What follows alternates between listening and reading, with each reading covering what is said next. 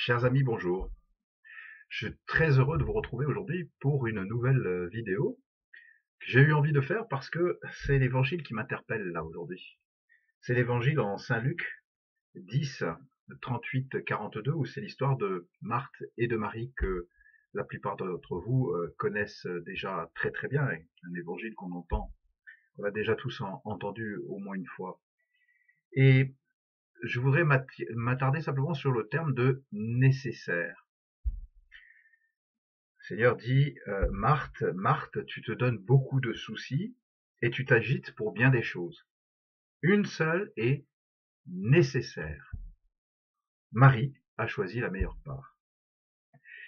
Nécessaire, ce qui ne peut pas ne pas être. Ce qui ne peut pas ne pas être.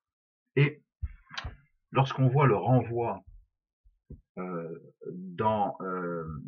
en marge des Bibles, parfois, moi, la mienne me renvoie au chapitre de Jean, Jean 6, 27, où il est écrit « Travaillez non pas pour la nourriture qui disparaît, mais pour la nourriture qui demeure et qui devient éternelle. »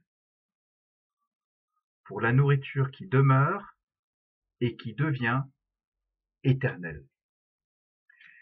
Voilà de quoi comprendre un petit peu mieux cette histoire-là et cette nécessité absolument impérative. Parce que ça ne veut pas dire que Marthe, qu'il faudrait tous être en contemplation tout le temps et puis ne pas travailler. Personne n'a jamais dit ça et il faut accomplir son devoir d'État. Et puis, pour manger, il faut bien travailler. Gagner de l'argent pour remplir le frigo, pour parler de façon très triviale. Hein. Voilà. Donc la question n'est pas là d'opposer ceux qui sont plutôt dans d'une démarche plutôt mystique et à ceux qui sont dans une démarche plutôt active. Il ne s'agit pas du tout d'opposer l'un et l'autre. Il s'agit de poser l'ordre des priorités et de voir qu'est-ce qui pour nous, qu'est-ce qui pour moi aujourd'hui sur Terre me conduit à ce qui est essentiel, c'est la vie éternelle, la vie qui ne finit pas. La vie ici aura une fin, un terme. Et tout ce que je pose ici comme acte détermine la façon dont je vais vivre mon éternité. Et donc, il est nécessaire de poser des actes d'éternité.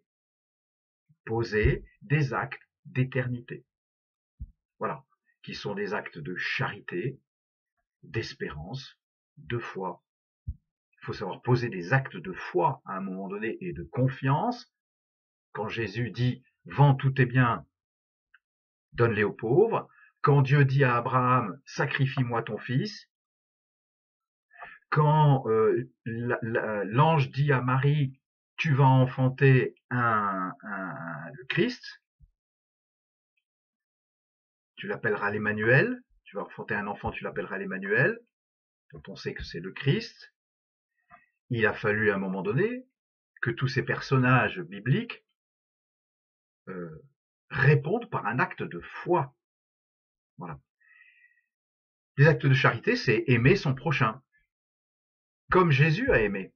C'est l'amour à l'ennemi, dont je me suis entretenu avec vous dans 2 précédentes vidéos. Je ne vais pas y revenir.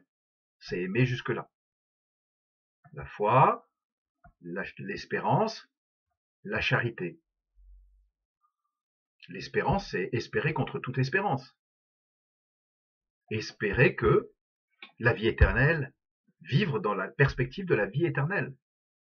Et que aucune situation n'est jamais désespérée.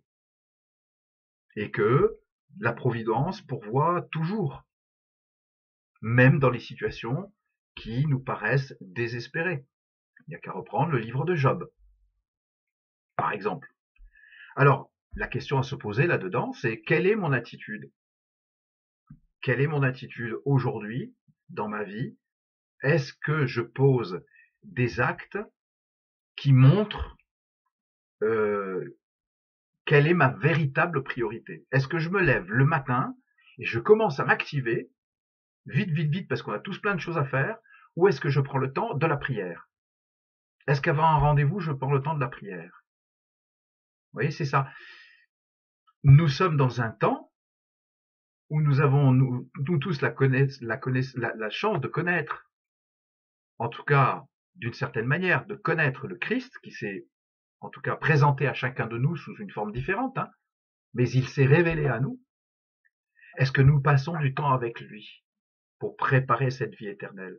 Est-ce que tous les actes de notre vie, professionnels, familiaux, associatifs, en paroisse, que sais-je et tant et plus, est-ce que je les fais sous le regard du Seigneur et est-ce que je prie avant d'agir?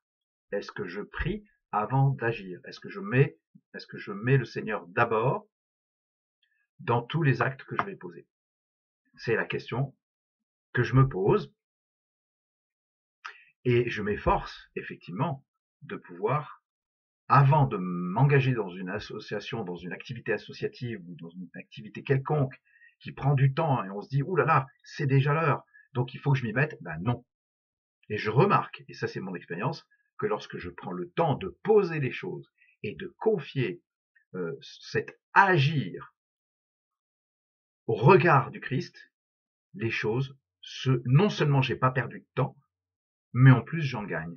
Les portes s'ouvrent beaucoup plus facilement et la volonté de Dieu aussi s'exprime à travers l'histoire qui suit et que je lui demande la grâce d'accepter. Certaines portes s'ouvrent tout de suite, certaines portes peinent à s'ouvrir et s'ouvriront plus tard, certaines portes demeurent fermées.